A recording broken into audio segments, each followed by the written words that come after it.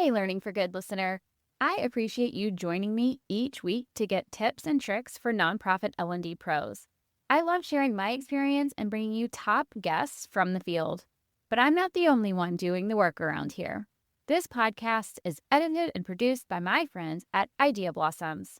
Idea Blossoms partners with consultants and organizations who either have or want to start a podcast. They do everything from the initial podcast launch to monthly podcast management and can support you with audio and video editing, as well as content repurposing if you want to share key ideas through blogs or newsletters or social media. I'm sharing this for two reasons. One, I am so grateful for Idea Blossoms and how they help me bring episodes to you each week. But two, I know many of you have or have considered offering a podcast as part of your learning strategy. As a key contributor and sponsor of this podcast, Idea Blossoms is offering an exclusive 30% discount for Learning for Good listeners, applied to the first invoice.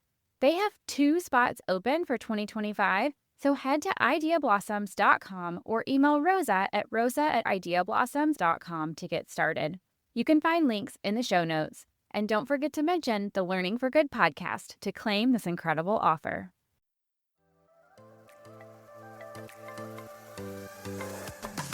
Hey friend, do you want to offer meaningful learning solutions that create behavior change, fit in the flow of work, and yield real results for your nonprofit? If yes, this is the podcast for you. Join me as I explore instructional design and leadership development best practices, as well as change management, belonging, and influence. If we haven't met yet, I'm Heather, and I've been in your shoes. I'm a learning and development consultant and founder of Skill Masters Market. Before starting my business, I led learning and leadership development initiatives for a large national nonprofit.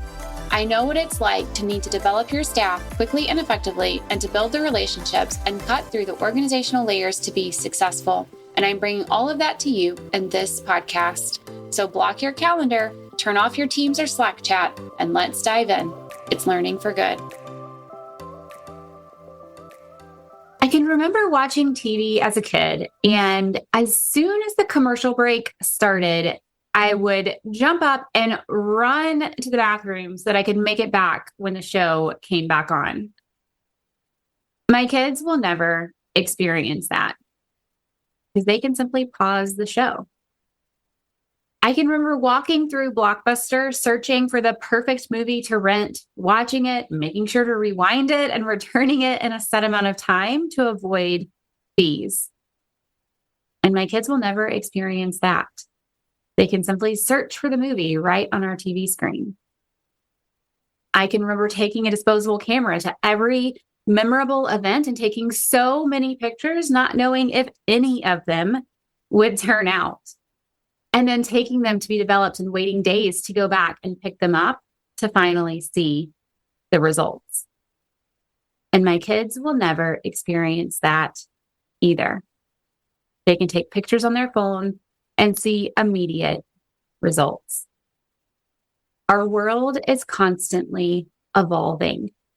And because of that, our experiences are different. The experiences my parents and grandparents had are not the same ones that I've had. And the experiences that I have are not the same as the ones my kids or their kids will have. And because our experiences are different, our perspectives are different. And because our perspectives are different, our actions are also different. And all of those experiences, those perspectives and actions impact our workplaces, which is why L&D needs to get to know our audiences. And that's why I've invited Kat Landa on the podcast today to talk to us about generational differences in the workplace. I can't wait for this one. Let's dive in. It's Learning for Good.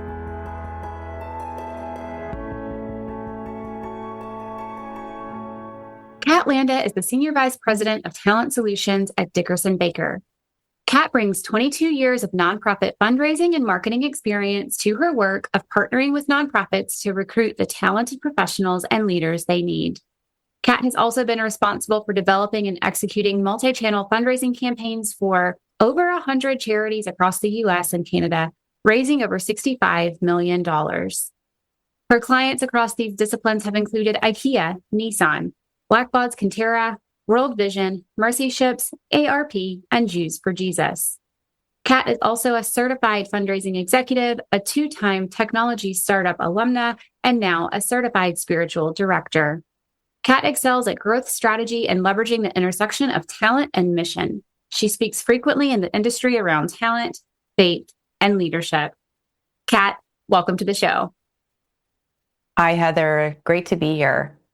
I'm so excited to talk with you today. I know you have such a great breadth and depth of experience and have worked all across the industry. And today we're specifically talking about generational differences, and we'll get into that a little bit in just a moment. But I want to hear, in your own words, how did you get here? Tell us a little bit about your career journey. Yeah, absolutely. It was a windy road, as it is for many, especially moving into the nonprofit arena. Not a lot of us set out to go to college determined to work in nonprofit necessarily. Maybe a little more these days, and that's a generational difference as well that we'll get to. But originally, just wanted to be a business person. So I actually tried to graduate college as soon as humanly possible and get out of there early so I could just get into that business world. You were just talking a moment ago about watching the commercials, coming back, running back, not missed your show. And I was the kid who was watching every commercial over watching the show itself. Was always interested in that psychology of what they were trying to sell and to who and why, based on the show that was on, et cetera. And that led me towards a career initially in advertising. So I went to study economics actually and did a minor in concentration in that whole marketing and advertising world. And that's where I first started in the workforce, actually, working at an ad agency and with some of the big brand names and just learning and understanding how people are motivated, how psychology works, how we get people to make decisions and get them moving forward on something, right? So I was so fascinated by that. And I think it's just my general fascination with human psychology that you can see woven throughout this journey that I've been on. So starting in that space, eventually I really felt compelled to move to nonprofit because of a couple of kind of major events. And honestly, Hurricane Katrina was one of the big ones for me. That was a turning point for my career where I really wanted to do the work I was doing, but I wanted to do it for good specifically. And I was so fortunate to find a group, or it found me in a way, an agency that specifically worked with nonprofits. So I could still do that marketing, advertising work, but for good. And so I did that for the next 13 years. I got to work with some incredible brands in the marketplace on so many different types of campaigns. And again, that psychology coming into play, right? What motivates people to give in this instance. And I've been in that arena ever since, and always tending towards people and learning and psychology and how that all works. And pretty quickly at the agency, I was in management and leadership and had younger and younger folks coming in to work on teams. And that's where some of my fascination came from on generational differences. We'll get into that probably a little bit later, but that's where that really came about for me in that moment in my career. And then since then, I've moved very specifically into one piece of that nonprofit puzzle, which is talent recruitment, training and onboarding, anything related to the staffing piece and the people and psychology. So that's how I got there a little bit. And this is really a culmination, I think, of the various things I've done and the areas where I have the greatest strength. And so I'm just loving it. I feel very in my element in this role and excited to be able to share a little bit more about that today. Okay, I love that you watch the commercials. And as a kid, right? That was a chance to do what you needed to do, get water, go to the bathroom, whatever it was. So I love that you sat through the commercials and how that has been a theme, just that trying to really understand what's happening, why it's happening, who it's happening to, right? Trying to understand all of those details throughout your career. So you mentioned this a little bit, but what prompted your interest specifically in generational differences? That's what we're going to talk about today. You mentioned you were managing a multi-generational team, but tell us a little more about that. Yeah. So again, I came from starting to see some shifts in who I was managing and how. And also I had the unique challenge too of being one of the younger folks that was what I'm actually fall into what we call the elder millennial. So, of course, let me put the caveat out there from the beginning that we're going to talk about a lot of labels today just for purposes of differentiation. But of course, human beings don't fit neatly and nicely into boxes, right? So, for purposes of the conversation, we'll talk about that. But there's folks that will lean one way or over the fence on this one or that one. And I'm what they call an elder millennial. So I'm in between a little bit, that Gen X and that true millennial, right? So I have some traits from both sides. So I came into that role managing to some of the older generations and managing some of the younger generation that was coming in. So I began to see the differences pretty quickly in how I would have to communicate differently, how I would motivate differently. And then I went to a conference for some of our clients that we were working with, and they had a session on generational differences. And this was back, I want to say maybe 2008 or so. And we had the speakers from this book called When Generations Collide. And this group really just talked through those differences, and they put into words what I was observing in the marketplace. And I was just smitten by it. Again, that psychology piece, what's motivating people, how do people think? And they really laid it out pretty cleanly at that time, even. And we've had so much research since then to layer in to understand this a little bit better. And so I've just stuck with that and tried to continue to educate myself on what kind of differences there are and how to speak to each of those in the workforce. And now we have more generations than ever in the workplace. And I think there's a lot of untold kind of friction that's happening that we're feeling or that we're seeing, and we haven't been able to put that into words. But there's some real strategy around making that all work. Yeah, and I am so excited to talk a little bit more about this. To your point, not everybody fits into a perfect little box, right? But it is a way for us to think through how we're motivating people, how we are helping people learn, and those kinds of things. So you mentioned that there are multiple generations in the workplace right now. Just so we're all aware as we move into those things that we can do as L&D, how many generations are currently in the workplace? Yeah, so traditionally right now, we're speaking in terms of 5. And we're saying 5 is the most kind of that we've had before that are still in the workforce altogether. And though some of the terms vary, I'll share with you the groups that we typically see now. And that starts with traditionalists, what's commonly referred to as traditionalists. So those, again, the ranges are ranges, but typically born somewhere between 1925 to 1945 is what we're looking at for traditionalist. Sometimes we call that the greatest generation still. And then we move into the baby boomers. And that group's born typically between 1946 to 1964. Then Generation X, born somewhere between 1965 and 1980. Millennials, 1981 to 2000. And then Generation Z, 2001 to today at the moment. So in terms of the workforce, they nail that down to about 2020. So that's what we're looking at right now. Okay, that's really helpful, and helpful to hear how it's being defined too. I've definitely heard how there's different cutoffs depending on which research you look at. So it's helpful to know what you're thinking of when you're thinking about each of these generations as we talk. So my audience for this podcast is learning and development folks, people who are creating training, they're creating leadership development for their organizations, either for staff or volunteers, members, customers, potentially, depending on the organization. And so it's really helpful when we talk about things like working across generations to put that in the context of their work. So what does L&D need to know about these different generations in the workplace? Yeah, great question. So to boil it down to something really actionable, I'll focus on these 3 pieces. One great thing to know is how to communicate with them each. Another great thing to know is how to motivate each of them.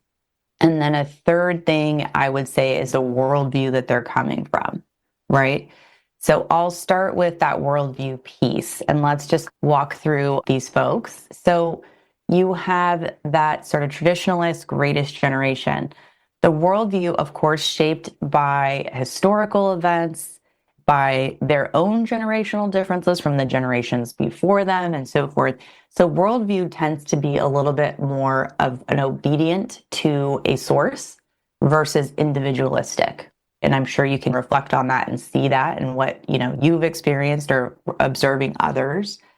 And then in terms of what the communication style can be for that, it's a little more about the personal touch, the handwritten note, less, of course, on the technology side, more on the slow and steady options in terms of communicating information or even communicating your care, concern, appreciation, right? So we will see a lot of times, just to go to the nonprofit example for a moment, this traditionalist group and now baby boomer group makes up a lot of the existing donor files for many older organizations that have been long-standing organizations. So these types of communications become really important because they are looking for the personal touch or the handwritten note. Same thing in the workplace. If you're going to do something to appreciate the team, the whole pizza party joke is one thing, but writing a personal thank you note or encouragement would be a great way to communicate with this group. And then motivations are different from other groups. So typically this traditionalist group, they've been shaped by the Great Depression, World War II, radio, and the advent of radio and movies. So they're motivated a little bit more by respect. Everybody wants respect in some degree or another, but it's very strong for them. Recognition, particularly in front of others. Providing long-term value, being able to commit to, I have made a difference almost for posterity at this organization. And that's why you'll also see, if you're not familiar because you're in one of the younger generations, this is a generation that rewarded employees with lots of tenure awards, right? 5-year, you get the clock, and 10 years at the group, you get a watch, and so on and so forth, and in a public display. So very different than I think we do a lot of things now. Some organizations are still operate in that space, and they have a bigger bulk of the older generations in their groups. Do you wish you could connect with other nonprofit learning and development leaders? I know what it feels like to want someone to bounce ideas off of and to learn from, someone who really understands you and your work. Imagine if you could have a simple way to meet people in the field, ask questions, and share information. That's why I created the Nonprofit Learning and Development Collective, where nonprofit L&D, talent management, and DEI leaders can connect with each other quickly and easily in a virtual space. When you join this community, you will walk away with a new, diverse, and powerful network and a sounding board for your staff development needs.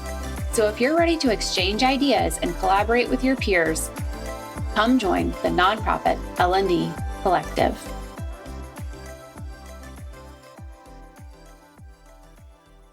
So then let's talk a little bit now. You'll see both as I go through the other groups, we're going to see both the strings that are familiar and the same across, right? Like you'll see a lot of everyone wants to know that their contribution is valued, right? That's going to be a theme that you're going to see through everything. But then you'll also see some of the differences as well.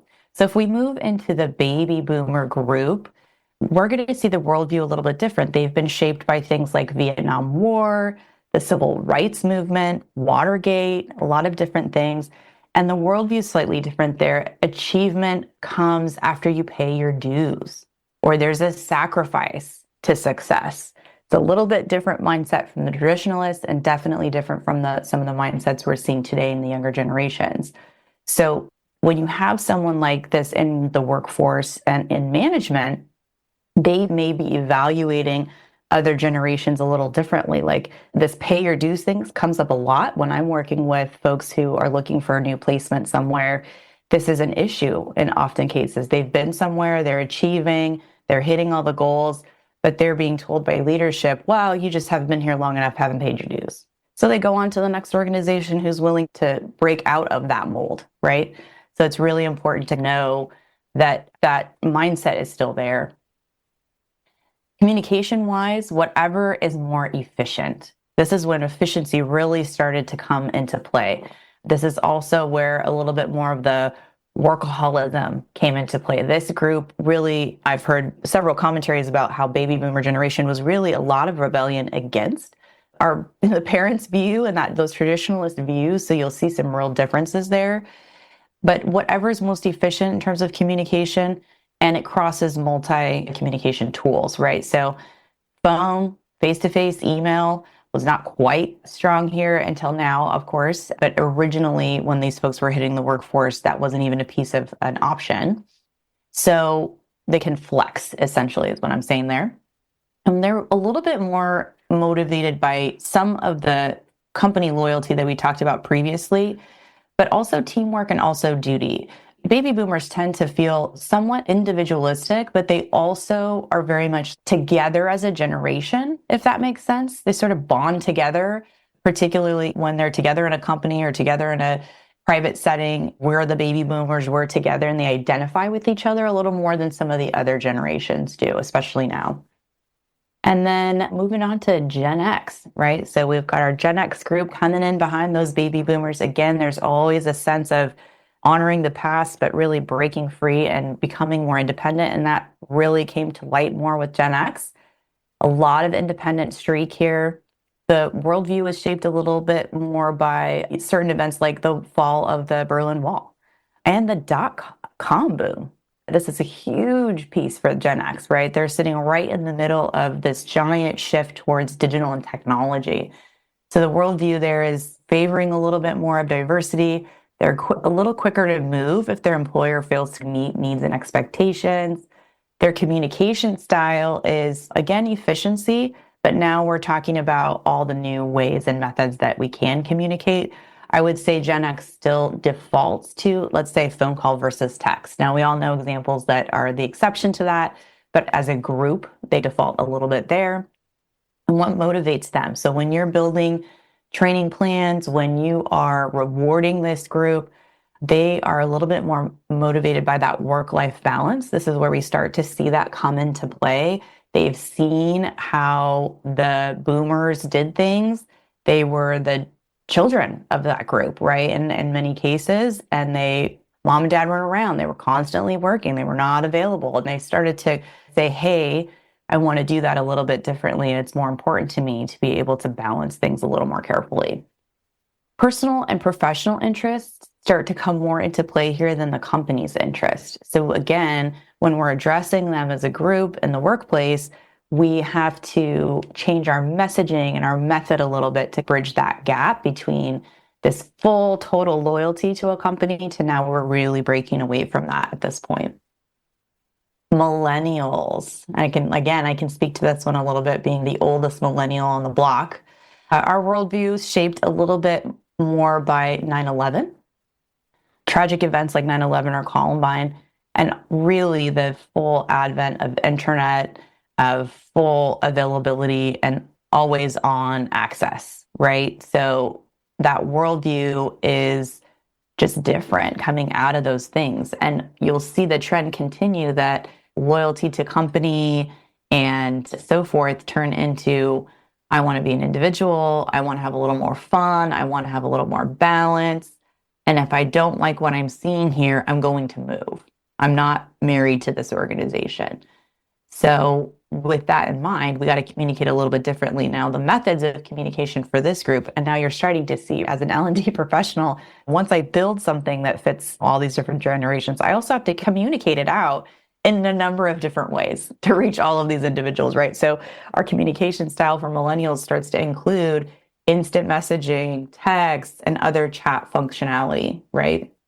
Also the motivation, just to go back to that for a second, there's a little bit more about responsibility to many different things. So millennials tend to have a little more weight on their shoulders about responsibility to self, responsibility to family, responsibility to environment, and so forth. So there's a little bit, it's interesting, this undercurrent of kind of some chips on the shoulder.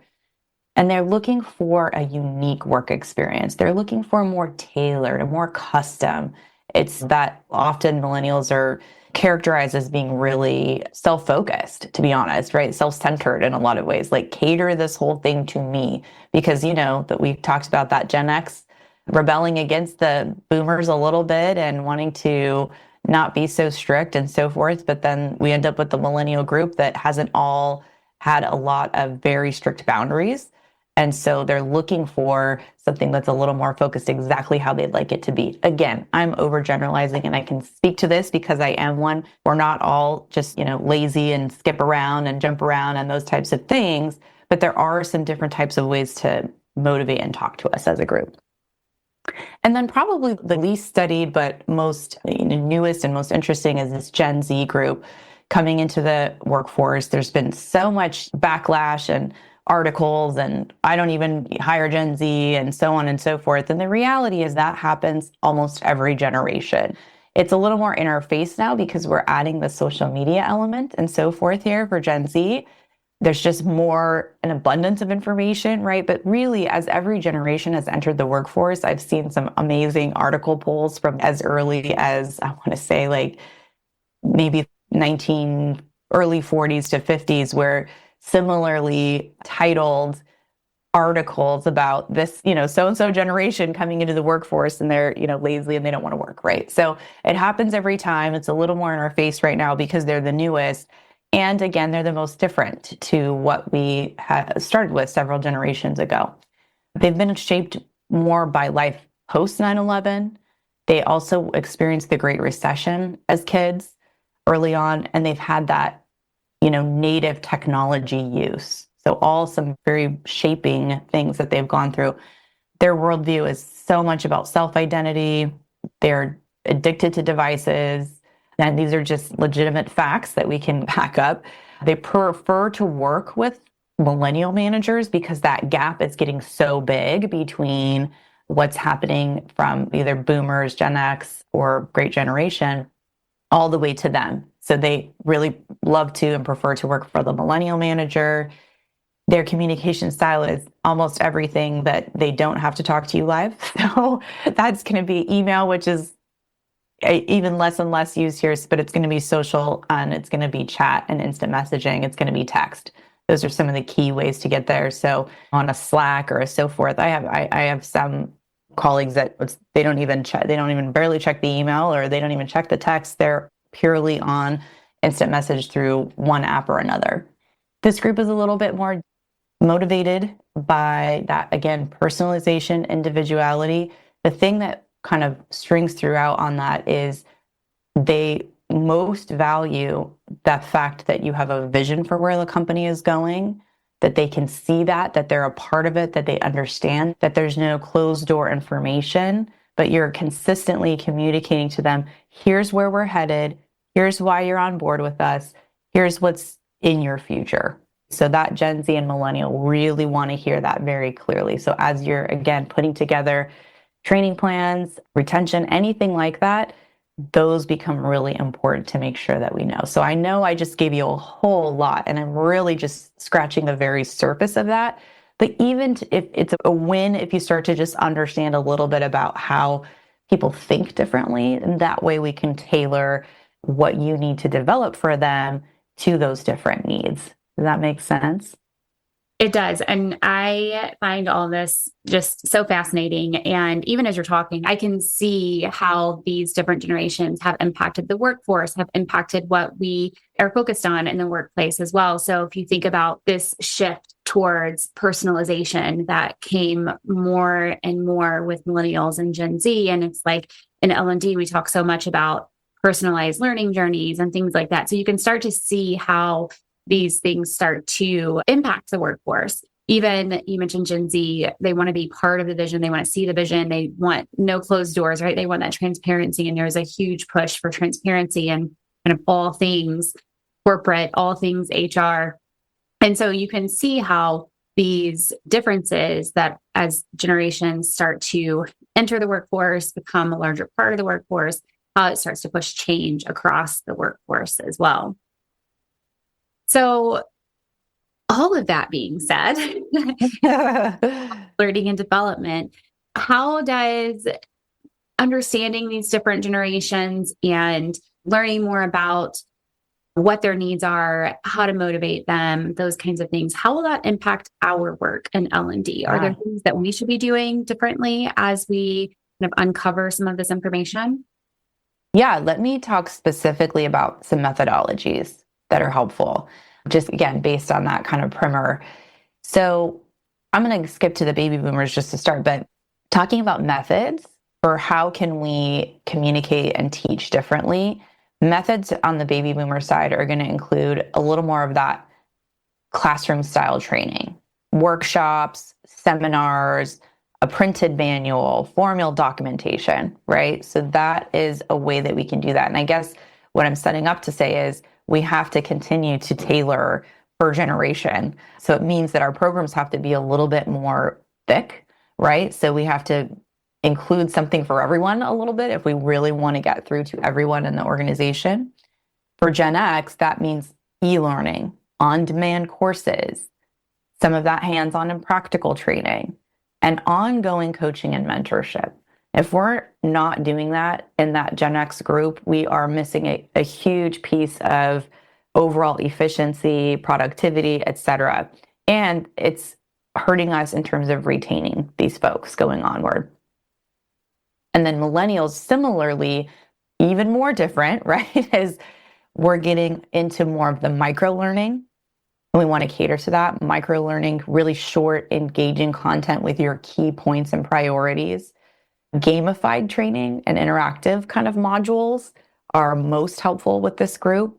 And then social learning, right? There's a whole piece you might not even be exploring, but peer discussion, online communities. I've seen some of this, but I do think we're slow to adopt that, thinking, well, they'll just have to deal with what we have and the way that we do it. We're not going to add all this extra stuff for that group, right? And then Gen Z, their preferred style is visual, fast-paced, totally tech integrated. We are seeing some companies who are doing their L&D with video-based immersive AR or VR, right? All the way to that level, which can sound ridiculous to another generation, right? But it is being used and it is being effective.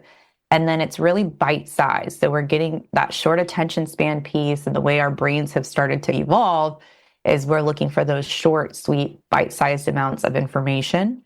And even if it's not AR work, anything experiential, anything interactive, that's really going to get through to these younger generations and help them to get up to speed with whatever the program is for that time. So those are some of the things that I would say you can start to adapt your program to include these other elements to be able to have the most impact across the generations in your workplace.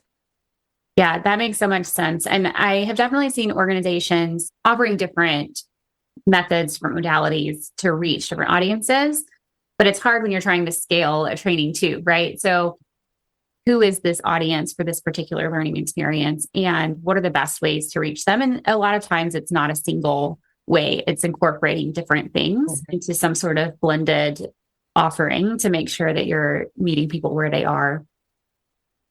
So, yeah.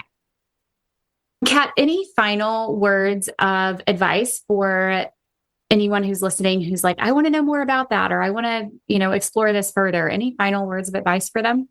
Yeah, well, there's a lot of great resources that I can make sure I get to Heather so we can post that for further follow-up, further reading, and that type of thing. But I would say my encouragement in many times is don't overcomplicate it. You don't need to learn all of this. You don't need to know all of this, but just to begin to understand a little bit more the nuance of these pieces. And particularly, I think motivation of these groups can really help to amplify your existing programming, right? So don't learn all of it. Learn one thing, have one key takeaway that you can apply today that will actually make a dramatic impact on your current work. That would be my encouragement. Yeah, great advice. Kat, thank you so much for joining us today. Thank you so much for having me. I love talking about these topics and just being helpful in any way I can with people feeling just fulfilled and happy in their workplaces and their jobs and their learning. So it's exciting for me. So I'm always willing to talk about that. Yeah. And I think this is going to be so helpful for those of us who are working in organizations that have so many generations as part of them. So thank you. I find generational differences so fascinating. And even though we as humans don't really fit into a specific box, the research gives us some insight into how we can communicate with and motivate people in the workplace. And as Kat said, at the end of the day, everyone, no matter their generation, wants to see that their contribution is valued. So, as we design learning experiences, we have a huge opportunity to meet the diverse needs of our audiences and to recognize all the experiences and expertise they bring to the table. That's my approach to learning design, and it's my hope for you too. I'll see you next time on Learning for Good. Hey friend, was this episode helpful for you? Did you like what you heard? Do you want more content like this? Here are 3 things you can do. Hit subscribe, leave a review on Apple Podcasts or your podcast app of choice, share this episode with a colleague. This means so much to me personally. I read every review, but it also helps me learn what content you like most so I can create more of what you want. All right, turn that Teams or Slack chat back on when you're ready, and I'll see you next time on Learning for Good.